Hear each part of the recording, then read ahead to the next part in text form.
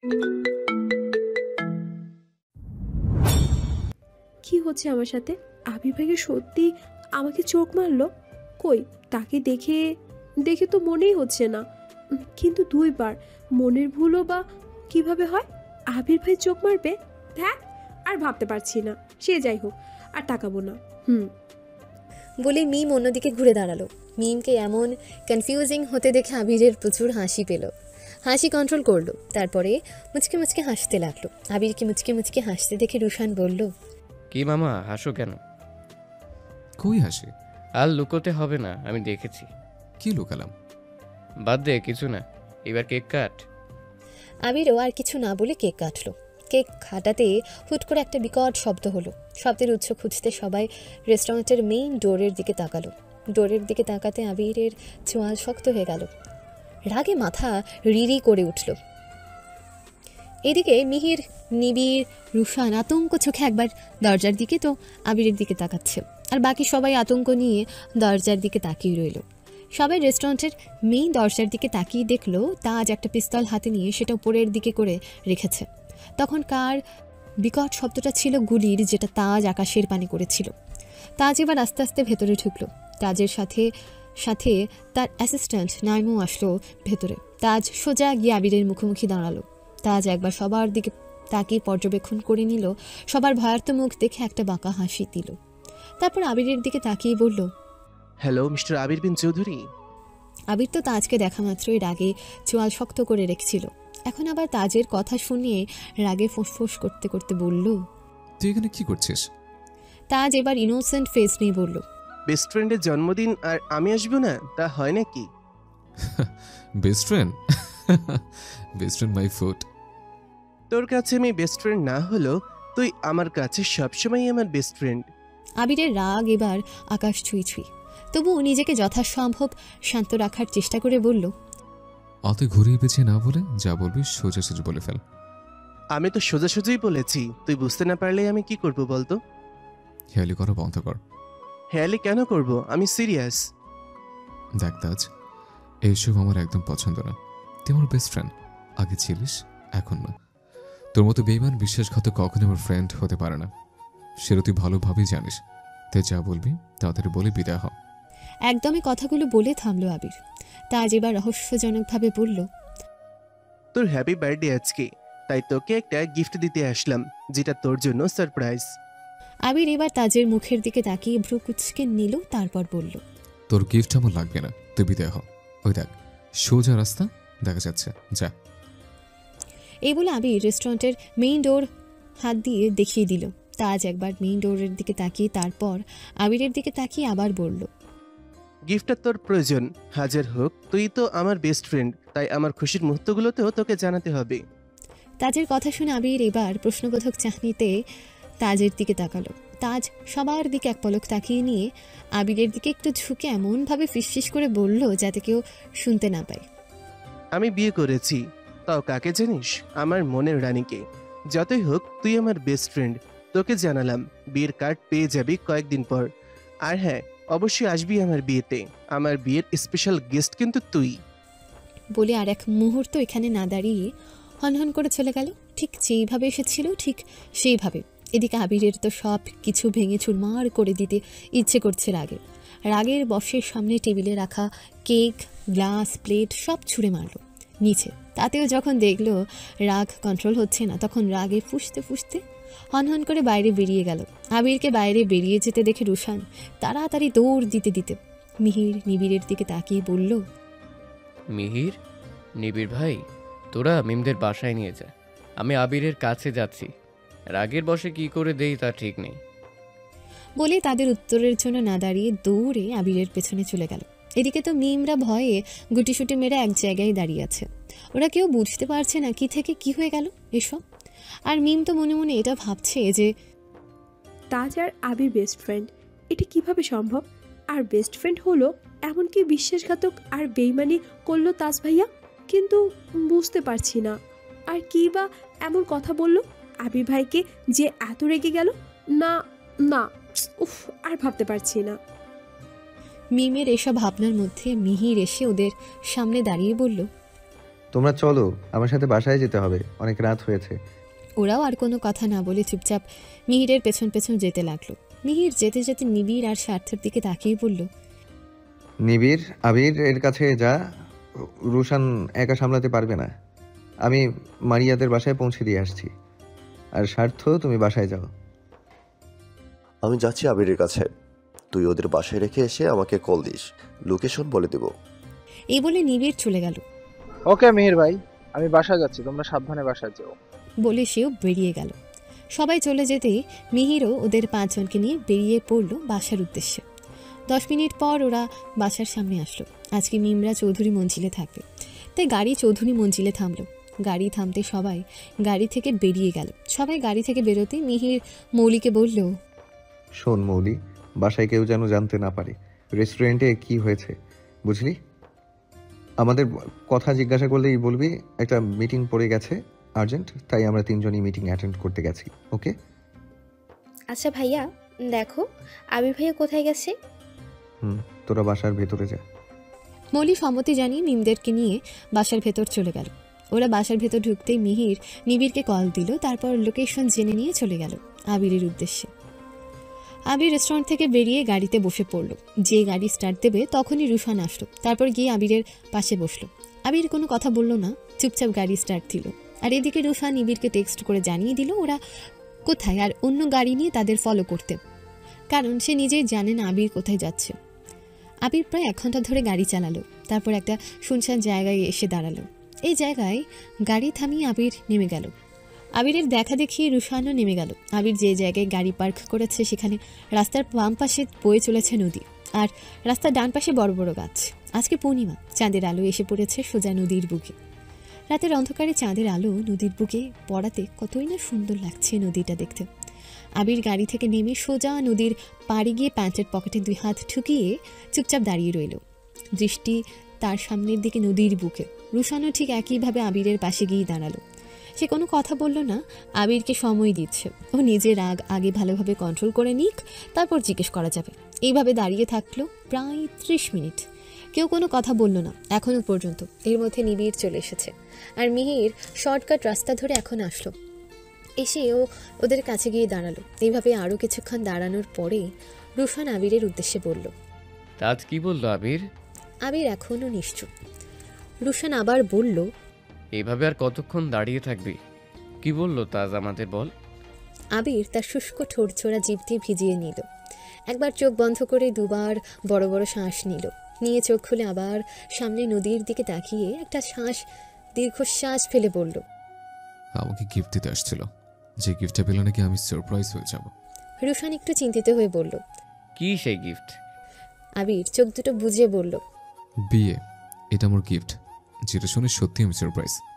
রুশান ভ্রু কুচকে বলল, বিয়ে? কার বিয়ে? তাজের। কার সাথে? আবির এবার রুশানের দিকে ঘুরে তাকালো। আবিরকে ঘুরতে দেখে ওরা 3 জন আবিরের চোখের দিকে তাকাতে আটকে উঠল, কারণ আবিরের চোখ দুটো রক্তের মতো লাল হয়ে আছে, যেই চোখ ফেটে এক্ষুনি পানি গড়িয়ে পড়বে, আর মুখটা একদম শুকিয়ে গেছে। মিহির এবার বলল, তোর এই অবস্থা কেন ভাই? আবির মিহিরের দিকে তাকিয়ে মৃদু হাসল, তারপর আবার চোখ বন্ধ করে নিল। রুশান এবার বলল, তাজ কার সাথে বিয়ে করবি আবির? আবির এবার চোখ দুটো খুলে সামনে দাঁড়িয়ে থাকা রুশানের দিকে তাকিয়ে বলল, যার জন্য আমার সাথে বিশ্বাসঘাতকতার বেইমানি করলো তার সাথে। রুশান মিহির নিবিড় অবাক চাহনিতে আবিরের দিকে তাকিয়ে বলল, তার মানে? আবির আবার ওদের সবার দিকে তাকিয়ে বলল, ও নিধিকে বিয়ে করবে বলেছে। আবিরের মুখে নিধার নাম শুনে ওরা আশ্চর্য হয়ে গেল। মিহির বলল, ভাই, নিধা ভাবিকে তাজ বিয়ে করেছে, কিভাবে সম্ভব? হ্যাঁ তাই তো, ওর তো নিদা ভাবির বাসায় যাওয়া বারণ, তাহলে কি করে কি হলো? আবির মিহির ও নিবিড়ের কথা শুনে বলল, প্রথমত আমিও জানি না বিয়েটা কিভাবে ঠিক হলো, আর বাসা সবাই রাজি হলো কিভাবে। এখন তাজ বললো আমাকে বিয়ের কার্ড নাকি কয়দিন পরে পাবো। তুই এখন কি করতে চাচ্ছিস সেটা বল। আবির ওদের 3 জনের দিকে তাকিয়ে একটা বাঁকা হাসি দিল। তা দেখে মিহির বলল, ও আচ্ছা আচ্ছা, বুঝেছি। এখন বল আমাদের কি কাজ? শোন তাহলে। রুশান মিহির নিবিড় আবিরের কথা শুনে বলল, আরে চিল ব্রো চিল, আমরা ঠিক সামলে নিব। তুই ভাবির সাথে রিল্যাক্সে থাক। আবির ওদের কথা শুনে মুচকে হাসি দিয়ে বলল, আমি জানি তোরা সবাই করতে পারবি এই কাজটা। তখন বাসায় চল সবাই, ওই শালার জন্য আমার বার্থডেতে মাটি গেল। আরে বাদ দে, কালকে সন্ধ্যায় বড় পার্টির আয়োজন করব, বাসায় চল এখন। আবির এবার রুশানের দিকে তাকিয়ে বলল, রোশন চল, আজকে আমাদের বাসায় থাকবি। আরে না, আমি বাসায় চলে যাব। না, তুই চল আমার সাথে। কিন্তু কোনো কিন্তু না, চল আমার সাথে। এবার মিহিরও নিবিড় বলল, রুশান চল আমাদের সাথে, এত রাতে বাসায় যেতে হবে না, আন্টিকে কল দিয়ে জানিয়ে দে। রুশান আর কি করবে, 3 ভাই জোড়াজুড়িতে চলে গেল চৌধুরী মঞ্জিলে। প্রায় 1 ঘন্টা গাড়ি ড্রাইভ করার পরে ওরা চৌধুরী মঞ্জিলে আসলো। ওরা গাড়ি থেকে সবাই নেমে গেল, শুধু মিহির চলে গেল গাড়ি পার্ক করতে। এদিকে আবির মারিয়াকে কল দিল। 3 বার রিং হতে ওপাশ থেকে মারিয়া কল রিসিভ করে বিচলিত কণ্ঠে বলল, ভাইয়া ভাইয়া তুমি ঠিক আছো? কোথায় তুমি? সব ঠিক আছে তো ভাইয়া? আর রিল্যাক্স, একেবারে তো প্রশ্নগুলো উত্তর দেবে কিভাবে? সরি ভাইয়া। আরে ধুর পাগলি, প্রশ্ন উত্তর দিচ্ছে। প্রথমত, আমি বাসার সদর দরজার সামনে দাঁড়িয়ে আছে। আর দ্বিতীয়ত, সব ঠিক আছে। আর তৃতীয়ত, আমি কেমন আছি সেটা নিজ চোখে দেখে যা, নিচে এসে তাড়াতাড়ি আয়। আমি এক্ষুনি আসছি, জাস্ট ওয়েট 1 মিনিট। বলে কল কেটে দিল। মারিয়া এত সময় মারিয়ার পাশে মিম, রুবাইয়া, জান্নাত, মৌলি বসেছিল। ওরা আবিরের টেনশনে কেউ ঘুমায়নি তখনকার সে কাহিনী এখনও সবাই ভেবে চলছিল বসে বসে। আর তখনই আবিরের কল আসে। মারিয়া কল রিসিভ করে লাউড স্পিকারে দিয়ে রেখেছিল। সবাই উৎসুক হয়ে এতক্ষণ মারিয়া আর আবিরের কথা শুনছিল। সব কিছু ঠিক আছে শুনে ওরা স্বস্তির নিঃশ্বাস ফেলল। কিন্তু মিম এখনও স্বস্তির নিঃশ্বাস ফেলতে পারছে না, কারণ আবির ঠিক আছে কি নেই সেটা এখনও জানা যায়নি। মারিয়া নিচে গেলেই দেখতে পাবে। মারিয়া তাড়াতাড়ি খাট থেকে নেমে সদর দরজার চাবি নিয়ে হাওয়ার বেগে নেমে গেল নিচে। গিয়ে তাড়াতাড়ি দরজা খুলে দিল। দরজা খুলতে 3টা চেনা মুখ দেখতে পেল। সবাইকে সহি সালামত দেখে মারিয়া একটা স্বস্তির নিঃশ্বাস ছাড়ল। তারপর দরজা থেকে সরে দাঁড়ালো আবিরদের ভেতরে আসার জন্য। আবিরা সদর দরজা দিয়ে ভেতরে প্রবেশ করতেই মারিয়া দরজা লাগবে এমন সময় রুশান ফোন স্ক্রল করতে করতে ভেতরে ঢোকে। আর সেই সময় মারিয়া দরজা লাগিয়ে দিতে গেলেই দরজায় বাড়ি খেয়ে পড়ে যায় রুশান। কিছু পড়ার শব্দ হতেই আবিরা সদর দরজার দিকে তাকালো। আবিরদের দেখা দেখি মারিয়াও সদর দরজার দিকে তাকালো। তাকিয়েই দেখলো রুশান নিচে বসে আছে আর তার ডান হাতটা নাকে চেপে ধরে আছে, আর তার পাশে তার মোবাইল পড়ে আছে। ভেঙে গেছে মনে হয়। রুশান মূলত তার মাকে ফোন করে জানিয়ে দিচ্ছিল যে আজকে সে আবিরের বাসায় থাকবে, তাই রুশান ফোনে কথা শেষ করে আবিরদের একটু পরে ভেতরে গেল। ফোন স্ক্রল করছিল। এদিকে মারিয়া আবির, মিহির, নিবিড়কে দেখলো শুধু, আর কেউ নেই দেখে দরজা লাগিয়ে দিচ্ছিল। আর সেই সময়ই রুশান ভেতরে আসছিল আর ধাক্কাটা খেলো দরজার সাথে। আবির রুশানের দিকে তাকিয়ে বলল, কি রে, তুই এখানে নাকে হাত দিয়ে বসে আছিস কেন? সাদে কি আর নাকে হাত দিয়ে বসে আছি? কথাটা রুশান মারিয়ার দিকে তাকিয়ে দাঁতে দাঁত চেপে বলল। সাদে না তো কি তাহলে? রুশান এবার মিহিরের দিকে তাকিয়ে রাগে কটমট করতে করতে বলল, ওই শালা, আমার কপালে দেখ তো কিছু লেখা আছে কিনা। মিহির ভালোভাবে রুশানকে পর্যবেক্ষণ করে নিয়ে বলল, কই না তো, কিছুই দেখতে পাচ্ছি না তো। রুশান বিরক্তিকর চাহনি নিয়ে মারিয়ার দিকে তাকিয়ে মিহিরের উদ্দেশ্যে বলল, কপালে যেখানে কিছু লেখা তুই দেখতে পারছিস না, তবুও কেউ একজন আছে যে আমার কপালে একটা লেখা দেখতে পায়। কি লেখা দেখতে পায় জানিস? না বললে জানবো কেমনে? আমার কপালে একজন দেখতে পায় যে যেমনে পারো আমার সাথে ধাক্কা খাবে। নিজে যদি ধাক্কা খেতে খেতে কষ্ট হয়ে যায়, হাতের কাছে যা পাবে তাই দিয়ে ধাক্কা দিবে। রুশানের এমন কথার মানে আবির, মিহির, নিবিড় কিছুই বুঝল না। কিন্তু এদিকে মারিয়া লজ্জায় মাথা নুয়ে রেখেছে। আল্লাহ, এই লোকটার সাথে যখনই আমার দেখা হয় তখনই ধাক্কা লাগে কেন? উফ, আমি আর পারছি না, এখন আমার কান্না লাগছে। আবির রুশানের কাছে এগিয়ে আসলো। তারপর রুশানের দিকে হাত বাড়িয়ে দিয়ে বলল, ডেট হওয়ার গাঁজা খেয়েছিস নাকি? কেমন তেমন বলছিস? ধর আমার হাত, ধরে উঠে আয়। রুশান অসহায় চাহনিতে আবিরের দিকে তাকালো। তারপর আবিরের হাতে হাত দিয়ে উঠতে উঠতে বলল, ভাই বিশ্বাস কর, আমি সত্যি কথা বলছি। অনেক হচ্ছে সত্যিবাদী, আর বলতে হবে না সত্যি কথা। বলে মারিয়ার দিকে তাকিয়ে বলল, বনু, তো রোশন ভাইকে গেস্ট রুমের কাছে নিয়েছে, আর ডিনার দিয়ে রোশনকে। তোমরা খাবে না ভাইয়া? আমরাও খাবো, ফ্রেশ হয়ে আসছে। বলে মিহির, নিবিড় আর আবির উপরে চলে গেল ফ্রেশ হতে। এদিকে মারিয়া অস্বস্তিতে ভুগছে যে কিভাবে রুশানকে যেতে বলবে তার সাথে। একাতে এত বড় ঝামেলা পাকালো, শেষমেশ নাকটাও ফাটিয়ে দিল। উফ, এইসব ভাবছে এইসব ভাবার মধ্যে রুশান গম্ভীর কণ্ঠে বলল, সারা রাত কি আমাকে এখানে দাঁড় করিয়ে রাখবেন মিস মারিয়া? মারিয়া এবার আমতা আমতা করে বলল, না না, আপনাকে এখানে দাঁড় করিয়ে রাখবো কেন? তাহলে গেস্ট রুমে নিয়ে চলেন। মারিয়াও আর কিছু না বলে হাঁটতে লাগলো গেস্ট রুমের দিকে। মারিয়ার দেখা দেখি রুশানও মারিয়ার পেছন পেছন গেল। এখন বাজে রাত ৩টা, সবাই গভীর ঘুমে। মলি সবাইকে বলেছিল আবিরদের ফিরতে লেট হবে, তাই যেন কেউ রাত না জাগে, তাই সবাই ঘুমিয়ে গেছে। মারিয়া রুশানকে নিচের গেস্ট রুমে নিয়ে গেল, তারপর তালা খুলে দিল। তালা খুলে মারিয়া ভেতরে ঢুকে রুশানকে বলল, ভিতরে আসেন। রুশান ভেতরে গেল। মারিয়া কভার থেকে একটা তোয়ালে আর ট্রাউজার আর একটা গেঞ্জি বাহির করে রুশানের হাতে দিল। রুশান ওগুলো নিয়ে চলে গেল ওয়াশরুমের ভেতরে। এই গেস্ট রুমে আবির থাকে মাঝে মাঝে, তাই এখানে সব কিছুই আছে। রুশান প্রায় 10 মিনিট পরে ওয়াশরুম থেকে ফ্রেশ হয়ে বেরিয়ে আসলো। এর মধ্যে মারিয়া খাবার গরম করে রুশানের জন্য একটা ব্যথার মলম নিয়ে গেস্ট রুমের কাছে এসে দরজায় টোকা দিল। রুশান সেই সময় ড্রেসিং টেবিলের সামনে দাঁড়িয়ে আয়নার দিকে তাকিয়ে চুল সেট আপ করছিল। দরজায় টোকা পড়ায় রুশান দরজার দিকে তাকালো। তাকিয়ে দেখলো মারিয়া মাথা নিচু করে দাঁড়িয়ে আছে। রুশান মারিয়ার সামনে গিয়ে দাঁড়িয়ে বলল, তোমাদেরই বাসা আবার নক করার কি আছে, ভিতরে আসো। বলে রুশান সরে গেল। মারিয়া ভেতরে ঢুকে হাতের মলমটা রুশানের দিকে এগিয়ে দিতে দিতে আমতা আমতা করে বলল, এটা এটা লাগিয়ে নিন নাকে, তাহলে ব্যথা ভালো হয়ে যাবে। রুশান মলমটা হাতে নিয়ে দুষ্টুমি করে বলল, নিজে মারলে মেরে আবার এখন আবার মলম দিতে আসছেন, ব্যাপার কি বলেন তো? ডাল মে কুচ কালা হ্যায়। রুশানের কথায় মারিয়া ভাবাচাকা খেয়ে গেল। তারপর আমতা আমতা করে রুশানকে বলল, কোনো ডালে কোনো কালা নেই, কোনো ব্যাপার ওই নেই।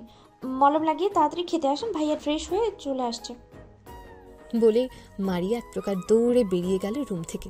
মারিয়া চলে যেতেই রুশান শব্দ করে হাসা শুরু করলো। ও এতক্ষণ নিজের হাসি অনেক কষ্টে কন্ট্রোল করছিল মারিয়ার অবস্থা দেখে, তাই এখন চলে যেতেই হেসে দিল শব্দ করে। সকাল 6:36 বাজে এখন। মিমরা আজ এখনও ঘুম থেকে ওঠেনি, অনেক রাতে ঘুমিয়েছে তাই।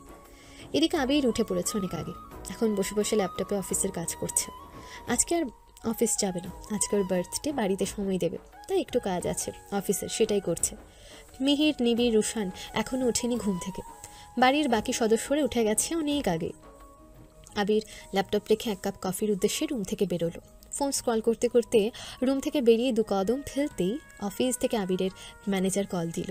ফোনে আবির কল রিসিভ করে কানে চেপে ধরল ফোন, তারপর কথা বলতে বলতে সামনের দিকে গেল। কিছু দূর যেতেই হুট করে আবিরের পা থেমে গেল, আর কান থেকে ফোনটাও হাত সরে পড়ে গেল নিচে। তাতেও আবিরের কোনো হুঁশ নেই, সে সামনের দিকে অপলক দৃষ্টিতে চেয়ে। আবির সামনের দিকে তাকিয়ে দেখল মিমের সদ্য ঘুম মাখা মুখটা কি নিষ্পাপী না লাগছে। এলোমেলো চুল, মুখটা তৈলাক্ত, পরনে একটা টি শার্ট আর প্লাজো, ওড়না 2 পাশে নেওয়া, গভীর মনোযোগ দিয়ে ফোনে কি যেন দেখছে।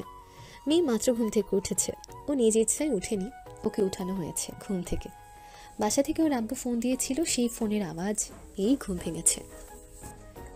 মিম ফোনে কথা বলা শেষ করে নিচে নামছিল, বাগানে যাবে, একটু বাগান থেকে ঘুরে এসে তারপর ফ্রেশ হবে।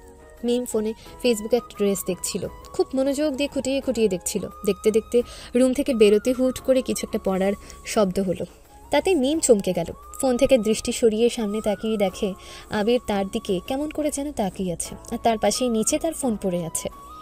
তখনকার সেই আওয়াজটা তাহলে ফোনের। আবির এখনও মিমকে এক ধ্যানে দেখে যাচ্ছে।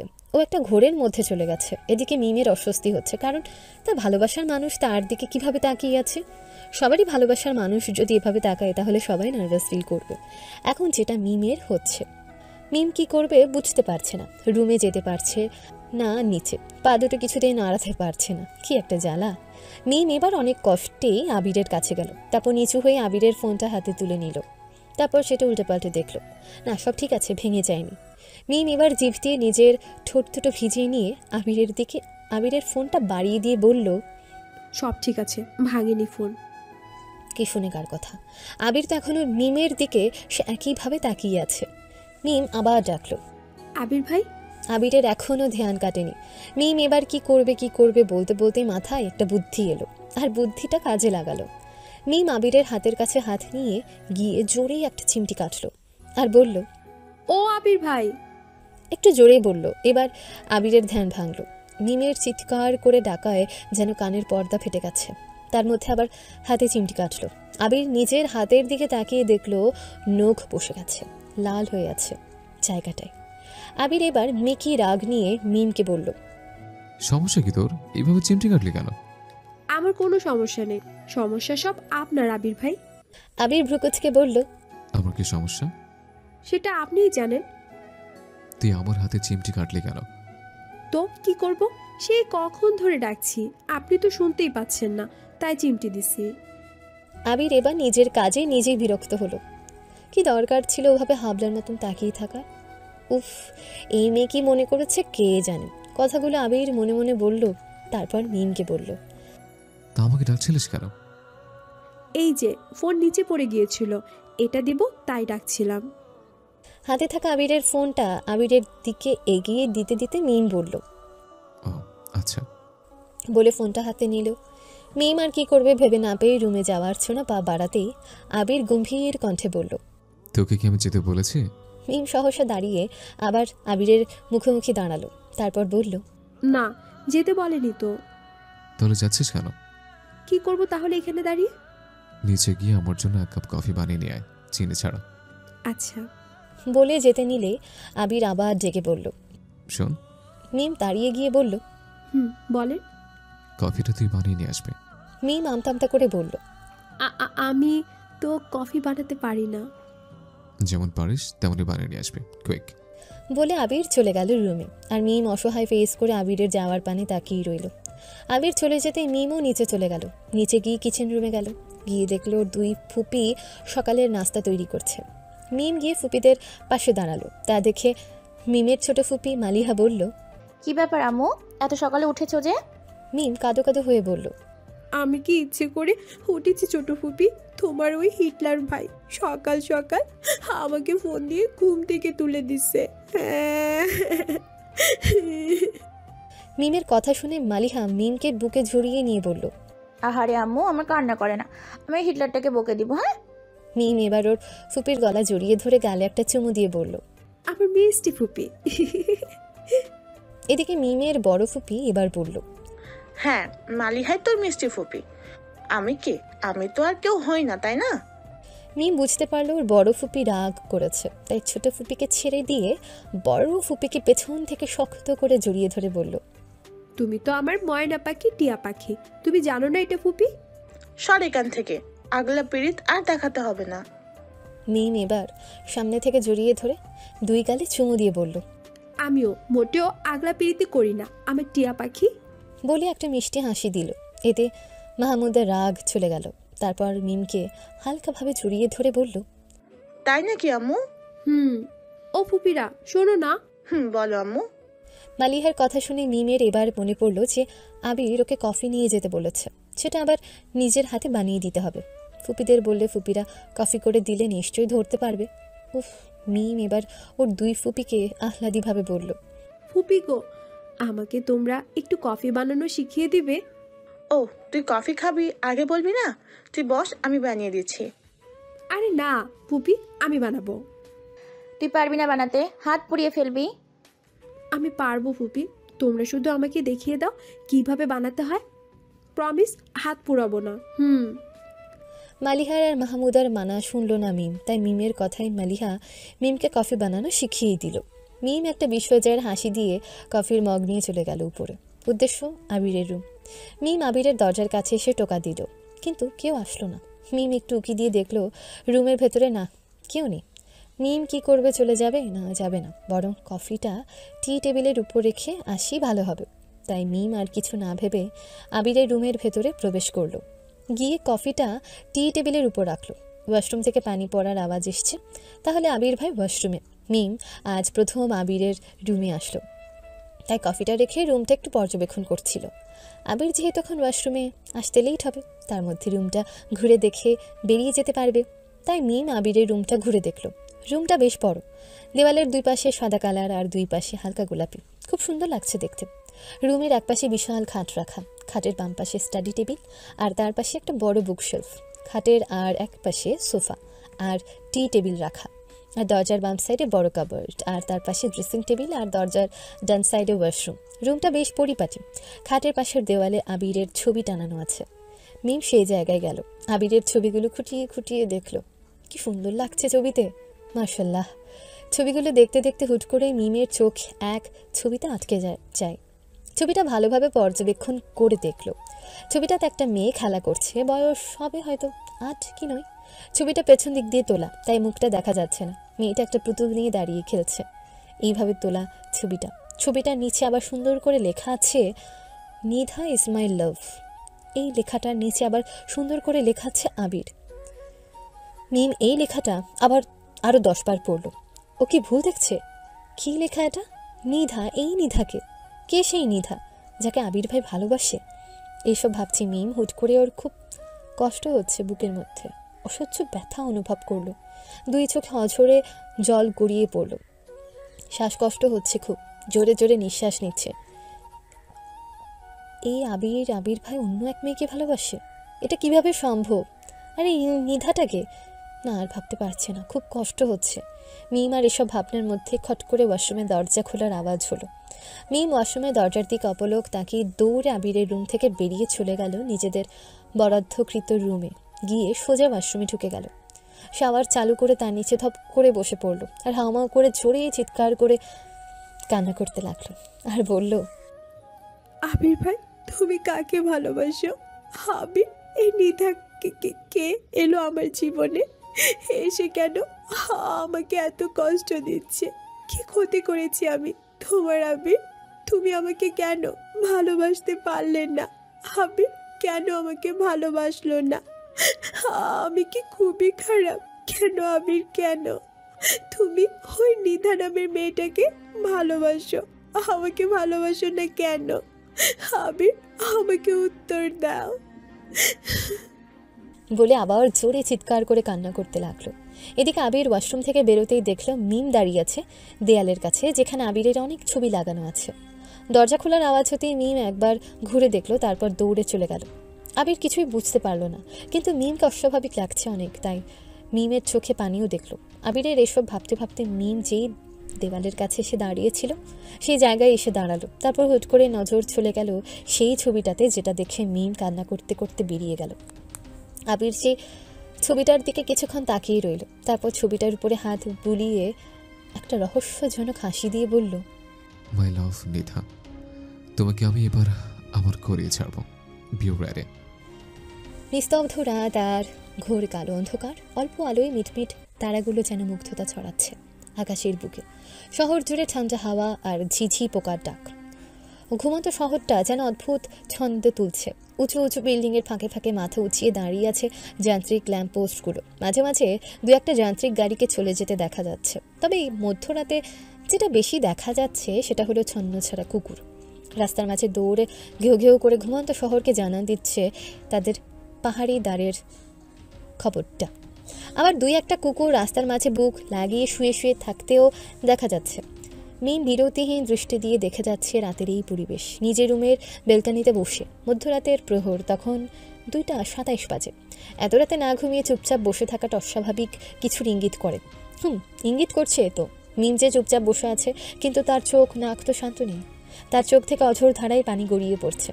অনেকক্ষণ ধরে কান্না করেই এখন নাকও টানছে, আবার সাথে কেঁপে কেঁপে উঠছে। হাতে মোবাইলে অ্যালবাম অপশানে গিয়ে প্রিয় বলে সেভ করা ফাইলের মধ্যে ঢুকে আবিরের ছবি সামনে এনে ধরে আছে, দেখছে আর ফুপিয়ে কান্না করছে। আবার মাঝে মাঝে বলছে, কেন আবির ভাই, কেন তুমি আমার হলে না? কেন আমার এই জীবনে এক পয়সা ভালোবাসার বৃষ্টি হয়ে আসলে? আমি তো আগেই ভালো ছিলাম, যখন তোমার মায়ায় আমি জড়াইনি। আমি তোমার মায়ায় জড়িয়ে গেছি। কিভাবে ভুলবো আমি তোমাকে আবির, কিভাবে ভুলবো? বলে আবার জোরে ফুপিয়ে কান্না করে উঠল। ঠিক সে সময় কেউ বেলকানির লাইট জ্বালালো। মিম এখনো ফোনে আবিরের ছবির দিকে তাকিয়ে কান্না করেই যাচ্ছে। রুবাইয়া এসে মিমের পাশে বসলো, তারপর মিমের কাঁধে হাত রাখলো। তাতেও মিমের কোনো ভাবান্তর হলো না। সে একইভাবে আবিরের ছবি সামনে রেখে কান্না করেই যাচ্ছে। রুবাইয়া এবার বলল, আর কত মিম, আর কত কান্না করবি? আজ 2 দিন হচ্ছে তুই কান্না করেই যাচ্ছিস। আগের মতো আর চঞ্চল না তুই, সব সময় মুখটা অন্ধকার করে রাখিস, ঠিকমতো খাওয়া দাওয়াও করিস না, আর রাত হলে উচ্চস্বরে ফুপিয়ে কান্না করিস। সেই যে সকালে চলে আসলি ফুপিদের বাসা থেকে, সেই থেকে কান্না করছিস। আর কত মিম, কার জন্যই বা কান্না করছিস তুই? যে আদৌ তোর হবে না তার জন্য কেন কান্না করছিস তুই? রুবাইয়ার কথা শুনে মিম আবারও ফুপিয়ে কেঁদে উঠল। রুবাইয়া মিমকে নিজের কাছে নিয়ে জড়িয়ে ধরে মাথায় হাত বুলাতে বুলাতে বলল, সোনা বোন আমার, আর কান্না করিস না। আমরা আমাদের আগে সেই দুষ্টু মিষ্টি মিম বোনটাকে খুব মিস করছি। তুই এইভাবে ঘুটিয়ে নিস না মিষ্টি বোন আমার। ভুলে যাবি ভাইয়াকে, নতুন করে জীবন সাজা, দেখিয়ে দে তাকে যে তাকে ছাড়াও তুই বাঁচতে পারবি। মিম রুবাইয়াকে জড়িয়ে ধরা অবস্থায় ফুপিয়ে ফুপিয়ে বলল, আমি তো এইটা পারছি না রুবা। আবির ভাইকে বললাম আমার পক্ষে অসম্ভব, আমি পারছি না। আর রুবা, আমি আর পারছি না, আমার না ভীষণ কষ্ট হচ্ছে। আমি আমি আর থাকতে পারছি না রুবা, আমাকে এই সব থেকে বাহির কর। আমি আর সহ্য করতে পারছি না। জানিস, আমি চোখ বুঝলে আবির ভাইকে দেখি অন্য একটা মেয়ের হাত ধরে হেঁটে যাচ্ছে, তাকে ভালোবাসছে, তাকে কেয়ার করছে। অন্য কোনো মেয়েকে নিজের ভালোবাসার মানুষের পাশে দেখার যে কতটা কষ্টের, আমি তোকে বলে বোঝাতে পারবো না রুবা, আমি বলে বোঝাতে পারবো না। বলে আবারও ফুপিয়ে কান্না করে দিল। রুবাই আর কিছু না বলে মিমের মাথায় হাত বুলিয়ে দিচ্ছে। আজ 3 দিন হচ্ছে তারা আবিরদের বাসা থেকে এসেছে। সে সকালে চলে এসেছিল, না খেয়ে সবাই এত জোর করলো থাকতে, কিছুতেই থাকেনি। নাস্তাটাও করতে বলায় বলল এখন খেতে ভালো লাগছে না বলে বেরিয়ে গেল। মিমকে বেরিয়ে যেতে দেখে রুবাইয়া চলে আসছিল। জান্নাত থেকে গিয়েছিল, রুবাইয়া মিমের সাথে সাথে আসলো। মিম সোজা কারোর সাথে কোনো কথা না বলে রুমে চলে গিয়েছিল।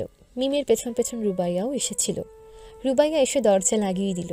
তারপর মিমের কাছে গেল। মিমের পাশে বসে মিমের কাঁধে হাত রেখে যেই জিজ্ঞেস করবে কি হয়েছে, তার আগেই মিম হু হু করে রুবাইয়াকে জড়িয়ে ধরে কান্না করতে থাকে আর সব বলে কি হয়েছে কি না হয়নি। সেদিন থেকে মিম নিজেকে সব কিছু থেকে গুটিয়ে নিয়েছে।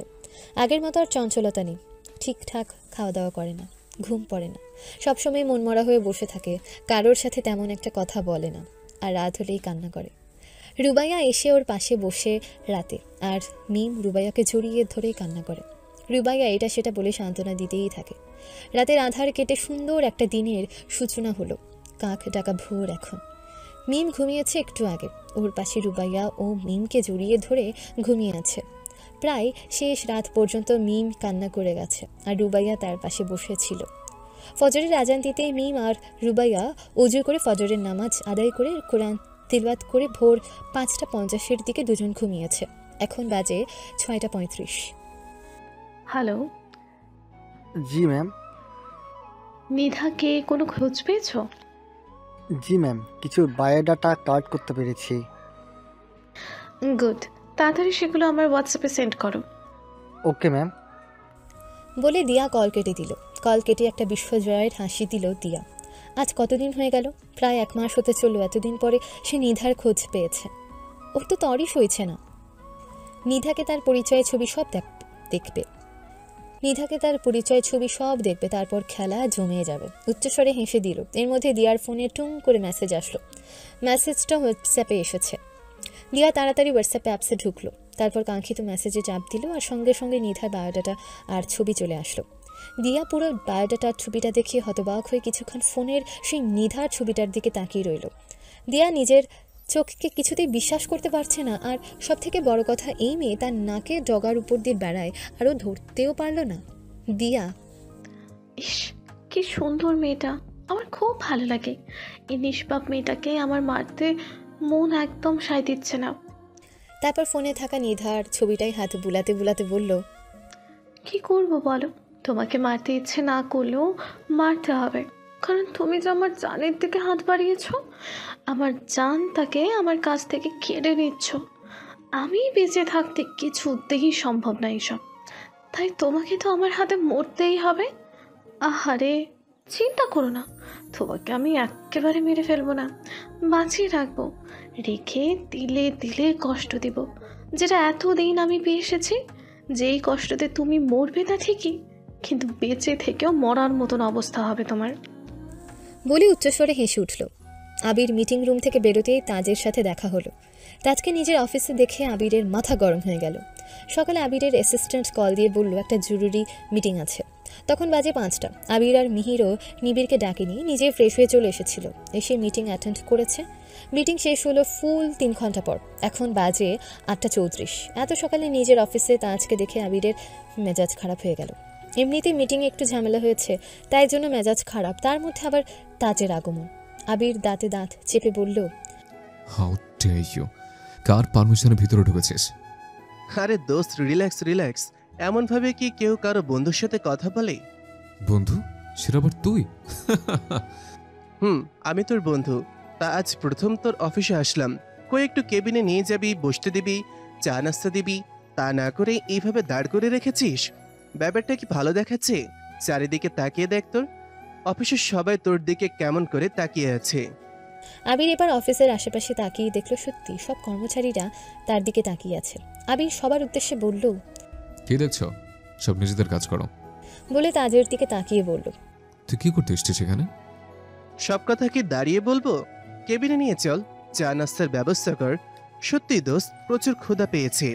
আবিরের রাগ এবার মাথা ফেটে বেরিয়ে আসবে এমন অবস্থা। তবুও তাজকে কিছু না বলে ম্যানেজারকে ডাক দিয়ে চার কিছু নাস্তা নিয়ে কেবিনে আসতে বলল, আর তাজকে নিয়ে গেল নিজের কেবিনে। কেবিনে আবিরের মুখোমুখি তাজ বসে আছে। আবির এখনো কোনো কথা বলছে না, চুপ করে আছে। ওর মাথাটা প্রচণ্ড যন্ত্রণা করছে। তাই ম্যানেজার একটু আগেই এসে তাজের জন্য চা নাস্তা আর আবিরের জন্য 1 কাপ কফি। তাজ চুপচাপ বসে চা নাস্তা খাচ্ছে, আর আবির একটু পরপর কফির কাপে চুমুক দিচ্ছে। এভাবে করতে করতে একসময় তাজের নাস্তা খাওয়া শেষ হলো। তাজের নাস্তা শেষ হওয়ার পরেও তাজকে কিছু বলতে না দেখে এবার নীরবতা ভেঙে প্রথমেই কথা বলল আবির। কি সমস্যা তোর? চা নাস্তা খাবি বললি, তা দিলাম। তখন চুপচাপ বসে আছিস কেন? যা বলবি তাড়াতাড়ি বল, আর বলে বিদায় হ। তাজ এখনো নিশ্চুপ হয়ে বসে আছে। আবির আবার বলল, তুই কি কিছু বলবি নাকি বলবি না? তাজ এবার মুখ খুলল, অনেক কিছু বলতে এসেছি আমি। তাহলে নীরবতা পালন না করে বলে ফেল, আমার হাতে সময় নেই। বলছি। এত ঢং না করে সোজা পয়েন্টে আয়। তাজ এবার সিরিয়াস হয়ে এলো। তারপর টেবিলের উপর 2 হাত রেখে একটু আবিরের দিকে ঝুঁকে বলল, how far you planning to step the wedding? Abir এবার একটা রহস্যময় হাসি দিয়ে বলল, or maybe you'll see it on your wedding day. তাজ এবার নিজের জায়গায় ঠিক হয়ে বসে পড়ল। তারপর গম্ভীর ভাব নিয়ে বলল, You can't do that. You did before because Nadia is mine and in few days she will be my life partner. আবির আবারও রহস্যজনক ভাবে বলল, Otherwise it will be seen on the wedding day who will be Nidha's husband. তাজ এবার ভ্রু কুঁচকে নিল। তারপর আবিরের দিকে আর তাকিয়ে বলল, What do you mean? Nothing. আমি কি আবার হারিয়ে ফেলবো আমার জানটাকে? সেই অতীতের কষ্ট আমাকে আবারও বয়ে বেড়াতে হবে? আমি আমার জানকে ছাড়া কিভাবে বাঁচব? সে যদি আমার না হয় তো আমি মরে যাব। আমার এই দুনিয়াতে কোনো অস্তিত্ব থাকবে না। না, এটা কিছুতেই হতে পারে না। আমি আর সেই অতীতের কষ্ট বইতে পারবো না, কিছুতেই না। If I don't find my জান, I will end everything, everything. বলে আবির নিজেই কেবিন থেকে বেরিয়ে গেল। এদিকে তাজ আবিরের কথাগুলো ভাবতে লাগলো। আবির কি বলল? বিয়ের দিন কি দেখবে, আর নিধায় বা কার হবে?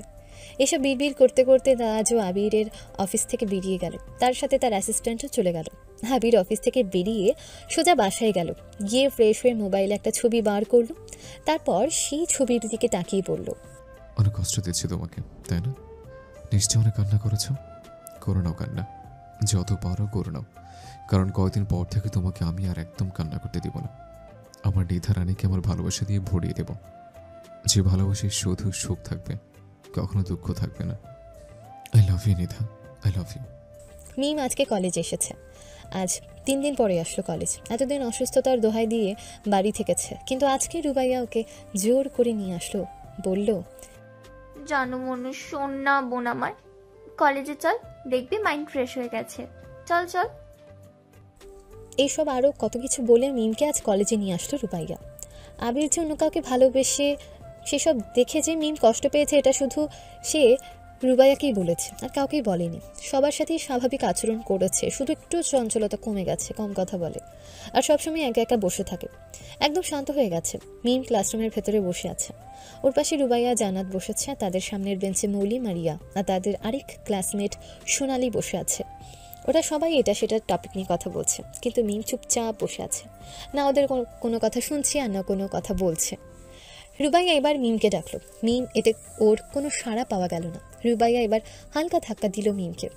মিম এবার একটু চমকে উঠল, তারপর রুবাইয়ার দিকে তাকালো, বলল, কি হয়েছে? সে কখন থেকে ডাক দিচ্ছি, শুনতে পাচ্ছিস না কেন? মিম আমতা আমতা করে বলতে লাগলো, আসলে হয়েছে কি, আমার ওয়াশরুম পেয়েছে, তুই থাক আমি আসছি। বলেই মিম তাড়াতাড়ি সেখান থেকে উঠে পড়ল। এদিকে রুবাইয়া কিছু বলবে তার আগেই মিম দৌড়ে চলে গেল। রুবাইয়া ভাবলো যাবে, পরক্ষণে মন বলল ওকে একটু একা থাকতে দিতে, তাই আর গেল না, আবার সবার সাথে গল্পে মজে গেল। মিম ক্লাসরুম থেকে বেরিয়ে সোজা ওয়াশরুমে চলে গেল। ওয়াশরুমে আয়নার সামনে দাঁড়িয়ে নিজেকে কিছুক্ষণ ভালোভাবে পর্যবেক্ষণ করে নিল। নেওয়ার মধ্যে হু হু করে কেঁদে দিল মুখে হাত দিয়ে। আবির, মিহির, নিবিড়, রুশান মিটিং রুমের মধ্যে বসে আছে, একটা জরুরি মিটিং করছে। তাদের ক্লায়েন্ট এসছে ইতালি থেকে, এটা একটা বড় ডিল, তাই খুব গভীর মনোযোগ দিয়ে চারজন তাদের কথা শুনছে আর কাজ দেখছে। Look, Mr. Abir, this perfume is very popular in our country. If you supply this product in Bangladesh, you will benefit a lot. Come on. হ্যাঁ আবির সাহেব, আপনি সত্যি অনেক উপকৃত হবেন এবং আপনি এই সুগন্ধি পণ্যটির জন্য খুব জনপ্রিয় হবেন। ওদের কথা শুনে রুশান এবার বলল, How long does this fragrance last? And how do I know if its action is truly incomparable? এই সুগন্ধি কতক্ষণ স্থায়ী হয় এবং আমি কিভাবে জানবো যে এর ক্রিয়া সত্যি অতুলনীয় কিনা? আমি অবশ্যই বলবো, এই সুগন্ধি 12 ঘন্টা স্থায়ী হয় এবং আপনি যদি এটি আপনার হাতে চেষ্টা করেন মিস্টার রুশান, আপনি অবশ্যই এটির প্রেমে পড়বেন। Oh, okay. Wait and see. বলে রুশান সে প্রোডাক্টটা চেক করলো, আর সত্যি প্রোডাক্টটার সুগন্ধি খুবই সুন্দর, কি সুন্দর মিষ্টি একটা সুগন্ধি। আবির, রুশান, নিবিড়, মিহির নিজেদের মধ্যে 5 মিনিট কথা বললো, তারপর ডিল ফাইনাল করে দিল। Jack, I'm buying this product. The deal is final. Oh, of course. And thank you. Congratulations. Thank you. বলে হাত মেলানো একে অপরের সাথে। তারপর মিটিং ওভার হয়ে গেল। এখন বাজে দুপুর 12:40। মিম প্রায় 15 মিনিট ধরে ওয়াশরুমের ভেতর কান্না করছিল। এবার কান্না একটু কমিয়ে ওয়াশরুমের ট্যাব ছেড়ে দিল, তারপর সেখান থেকে হাতে করে পানি নিয়ে মুখে ছিটালো, তারপর নিজেকে বলল, মিম আর কতদিন? মিম কেন কাঁদছিস তার জন্য যে আদৌ তোর হবে না? সে অন্যজনকে ভালোবাসে মিম, এটা বোঝ তুই। ভুলে যা আবিরকে, শক্ত কর নিজেকে, কাউকে নিজের দুর্বলতা দেখাস না। আর তুই তো অনেক স্ট্রং, তুই কেন অন্যের ভালোবাসাকে নিজের করে না পাওয়ার বিরহে কান্না করছিস কেন? পরিবারকে কেন কষ্ট দিচ্ছিস? সবাই তোকে নিয়ে দুশ্চিন্তা করছে। ভুলে যা আবিরকে, মনে গেঁথে নে যে আবির নামে কাউকে তুই কখনো ভালোবেসেছিস আর না ভালোবাসবি। আবির নামে তুই কাউকে চিনিস না। পারবো, আমি পারবো, পারতেই আমাকে হবে, আমি স্ট্রং। বলে মিম আবারও চোখে মুখে পানির ছিটা দিল, তারপর একটা টিস্যু নিয়ে হাত মুছতে মুছতে ওয়াশরুম থেকে বের হলো। ওয়াশরুম থেকে বেরিয়ে কিছু দূর যেতে হঠাৎ মিমের চোখ কলেজের মাঠে আটকে গেল। আর মাঠের দৃশ্য দেখে মিম হতবিহ্বল হয়ে গেল, ওর পা সামনের দিকে এগোতে পারছে না। মিম সামনের দিকে তাকিয়ে দেখলো আবিরের কাঁধে একটা মেয়ে মাথা রেখে আছে, আর আবির তার মাথায় হাত দিচ্ছে। এটা দেখে মিমের মনটা একদম ভাঙা আয়নার মতন ভেঙে চুরমার হয়ে গেল। তাহলে এইটাই কি নিথা? সুন্দর, তুমি না খুব লাকি আপু, কারণ তুমি আমার আবিরকে পেয়েছো। বলতে বলতে চোখ থেকে নোনা পানি গড়িয়ে পড়লো গালবে। মিম সেটা সপ্তপূরণে মুছে ফেললো কেউ দেখার আগে। মিম আর এখানে এক মুহূর্ত থাকলে পাগল হয়ে যাবে, তাই আর তাড়ালো না, সোজা হাঁটা ধরলো ক্লাসরুমের দিকে। আর না, অনেক হয়েছে কান্না, আর কান্না করা যাবে না। কার জন্য কান্না করব? যে অলরেডি অন্য একজনের, তার জন্য। না না, আর না। আমি এইবার নিজেকে শক্ত করব আর দেখিয়ে দিব তাকে ছাড়াও আমি বাঁচতে পারবো, আর আগের সেই মিমে ফিরে যাব।